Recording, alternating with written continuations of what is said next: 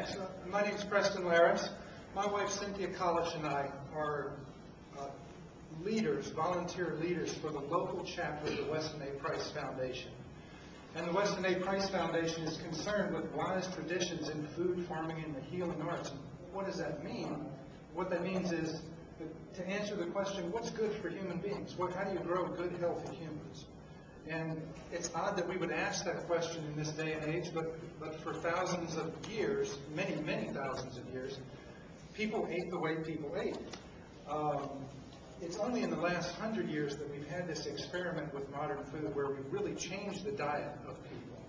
And I think we're seeing the result of that experiment in some of the new words that have entered our vocabulary in the last century, things we didn't know before, like fibromyalgia, Alzheimer's, cardiovascular disease, and various things that our ancestors really didn't have to worry about very much, and they didn't have HMOs. So there are 400 chapters of the Weston A. Price Foundation in the country. 10 of them are here in Florida. And for farmers, what you have in your local chapter leader is someone who wants to bring customers to you. What we do as chapter leaders is we field questions from people who call us up and say, where do I get farm fresh eggs? Where do I get farm fresh meats, dairy products? And we answer those questions and try to steer them to the right place. We began to find these things for ourselves about 3 years ago. Before you know it, we're helping lots of other people find them, and there's probably between 50 and 100 people at any given time that we're helping them find farm foods. So who was this guy, Weston Price? Well, he was a dentist. He practiced in the 30s and the 40s, and he was really well known in his day. He was well published. He was the head of research for the American Dental Association. He published a textbook for the U.S. Navy on dental practices. But one thing that he noticed was that his clients, which were Cleveland middle-class people, were not particularly healthy. Their dental health wasn't great, and it seemed to get worse as time went on. You know, each generation seemed to get worse. And he noticed that there were other aspects of their health didn't seem all that great either. So, you know, this was the 30s and the 40s, and there was a new magazine called National Geographic.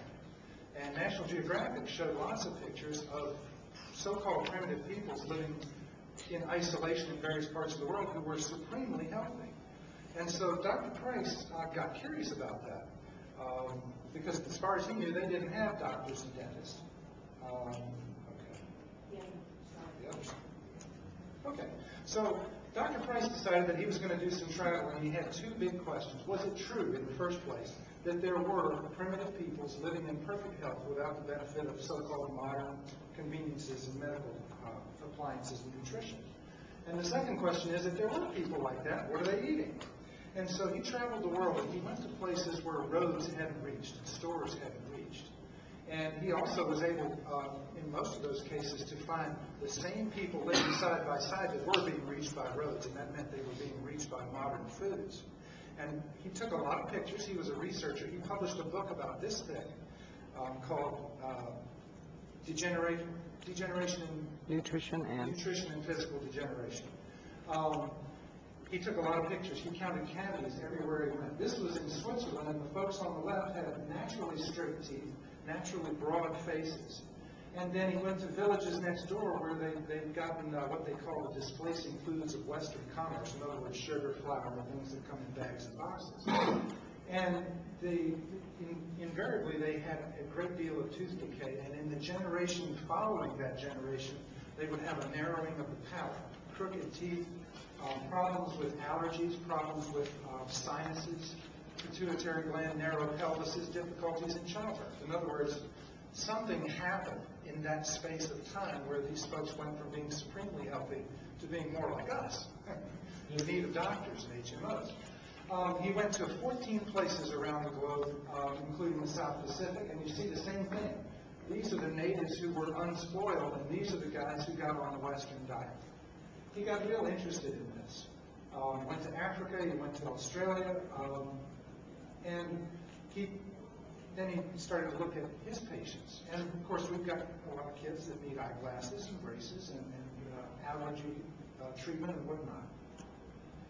And his question became, is it possible for our country to be well-fed but undernourished? And so he began to look at some of the things that he learned from these places that he went and what it takes to grow healthy humans. And you'll notice that on this list, there's an awful lot of this stuff that comes from grass-fed animals, organ meats, things that you don't find in the grocery store. The good news is that's things that farmers produce.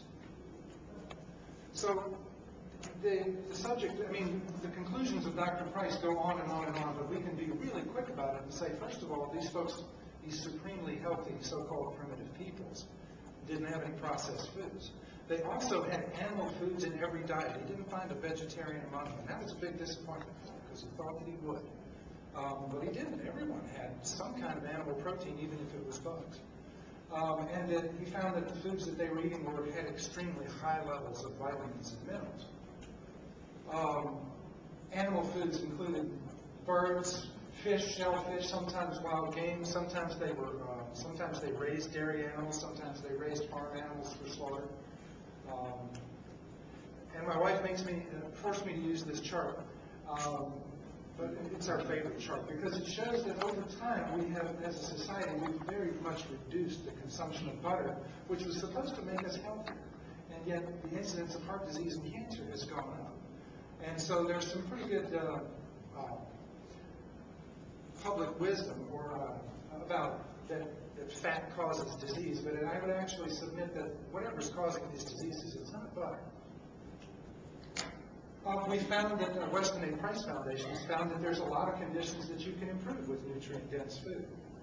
Learning disabilities, hyperactivity, chronic fatigue, and all the many, many things that have just entered our vocabulary in the last 100 years.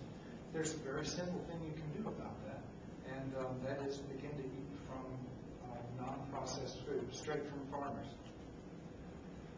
The interesting thing is that as we've begun to help people find these foods, we find that people are finding it difficult to get. Some of the folks that we help are driving 1 and 2 hours just to get farm fresh foods.